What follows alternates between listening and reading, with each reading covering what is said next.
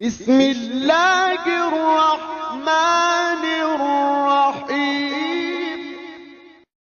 نے جب کوئی راز کی بات کرنا ہوتی تو حضرت حذیفہ بن یمان سے کرتے، تو فرماتے ہیں کہ میں چونکہ حضور کے ساتھ نماز نہیں پڑھ سکا تھا، کافی وقت گزر گیا، تو ماں نے مجھے اجازت دی حضور کی خدمت میں حاضر ہونے کی۔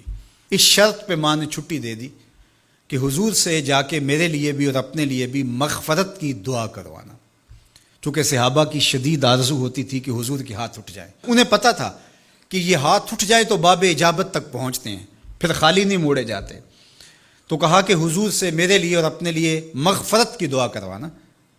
ماں نے اجازت دے دی تو یہ حضور کی خدمت میں آئے۔ کہتے ہیں میں نے مغرب کی نماز پڑھی اور سلام پھرا تو میرے دل میں تھا کہ حضور سے ملوں اور کہوں کہ حضور میرے لیے، میری ماں کے لیے مغفرت کی دعا کر دیجئے، لیکن حضور نوافل میں ایسے مشغول ہوئے کہ مجھے موقع نہ مل پایا، حتیٰ کہ عشاء کا وقت ہو گیا۔ عشاء کی اذان پکاری جانے لگی، حضور نے نماز عشاء پڑھائی، سلام پھرا تو میرے دل میں تھا کہ ماں نے جاتے ہی پوچھنا ہے کہ دعا کروائی تھی تو کیا جواب دوں گا۔ مغرب کی نماز کی چھٹی ملی، عشاء بھی ہو گئی اور میں عرض نہیں کر سکا، تو میں ابھی سوچ ہی رہا تھا کہ حضور حجرہ انور کی طرف بڑھ گئے۔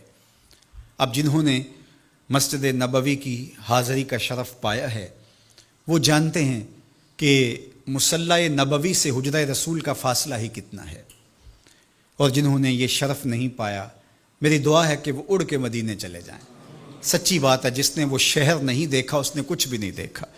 جنہوں ویک کے اکھیاں ٹھر دیاں نے، جنہوں ویک کے ٹھر دا سینہ ہے، ربا تیری ساری خدائی بچوں بس ایک کو شہر مدینہ ہے۔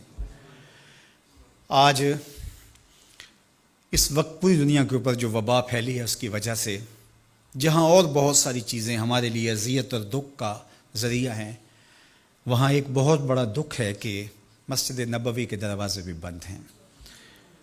تو یہ دن تھے کہ حرم کی رونقیں دیکھنے والی ہوتی، مواج انور کے سامنے درودوں کی بہار ہوتی، مدینے میں بیٹھ کے حضور کے روضے کے سامنے حضور علیہ الصلاۃ والسلام کے شہر کی پکی ہوئی کھجوروں سے افطاری کرنے کا اپنا ہی لطف ہوتا۔ آج مدینے کے لوگ بھی ترس رہے ہیں۔ بچپن سے لڑکپن تک اور لڑکپن سے جوانی تک اور جوانی سے بڑھاپے تک 80 سال عمر ہو گئی، جنہوں نے رمضان المبارک کا روزہ مسجد نبوی سے باہر کبھی کھولا ہی نہیں، آج اپنے گھروں کی چھتوں پہ کھڑے ہو کے میناروں کو دیکھتے اور چیخیں مار رہے ہیں۔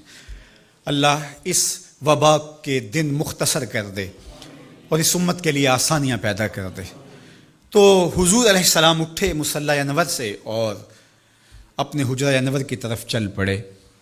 تو حضرت حذیفہ بن یمان کہتے ہیں کہ میں بھی حضور کے پیچھے چل پڑا، غیر ارادی طور پہ کچھ رفتار تیز ہو گئی تو قدموں سے آہٹ پیدا ہوئی، تو حضور نے ارشاد فرمایا کہ من ھذا، کون ہے؟ پھر خود ہی کہا حذیفہ تو نہیں؟ قلت نعم، میں نے کہا جی حضور میں حذیفہ ہوں۔ تو آقا کریم علیہ السلام نے کوئی توقف کیے بغیر فرمایا ما حاجتوں کا غفر اللہ لک ول امک، اللہ تجھے بھی بخش دے، تیری ماں کو بھی بخش دے، کس کام آئے ہو؟ اب حذیفہ بن یمان کہتے ہیں جو کام تھا وہ تو جنبش لب سے پہلے ہو گیا، یہاں تو لفظوں کا سہارا نہیں لینا پڑتا، وہ بند لبوں کی بولیاں سمجھتے ہیں، تو کہتے ہیں کہ جو حاجت تھی وہ تو پوری ہو گئی، یہی تو کہنا تھا کہ حضور میرے لیے اور میری ماں کے لیے مغفرت کی دعا کیجیے۔ پھر حضور نے ارشاد فرمایا قال ان ھذا ملک لم ینزل الارض قط قبل ھذہ اللیلہ، اے حذیفہ یہ فرشتہ ہے جو اس رات سے پہلے زمین پر کبھی نہیں آیا، یہ پہلی مرتبہ آیا ہے۔ استاذن ربہ ان یسلم علیہ، اس نے رب سے اجازت مانگی تھی، مالک تیرے محبوب کو سلام نہ کر رہا ہوں، مجھے سلام کرنے آیا ہے، لیکن ساتھ ساتھ مالک نے کہا کہ جا رہے ہو میرے محبوب کے پاس سلامی پیش کرنے کے لیے تو ایک تحفہ بھی لیتے جاؤ، تو وہ بھی مجھے دینے آیا ہے۔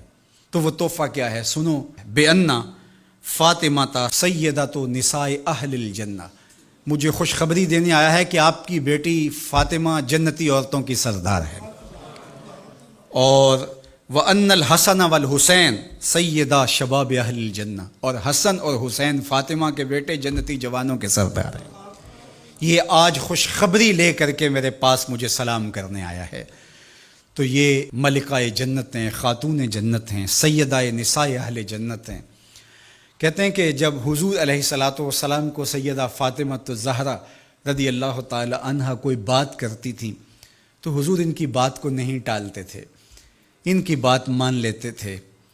تو آج ہم سیدہ فاطمہ الزہرا رضی اللہ تعالی عنہا کی وساطت سے حضور کی بارگاہ میں استغاثہ پیش کرتے ہیں کہ اس امت مرحوم پہ اللہ سے رحم کی خیرات مانگیں اور اللہ میرے وطن کی خیر کرے، امن، رحمت اور کرم نوازیوں کے اجالے اور نور نصیب ہو، میری قوم کی بیٹیوں کو اسوہ فاطمہ کے اجالے عطا ہوں۔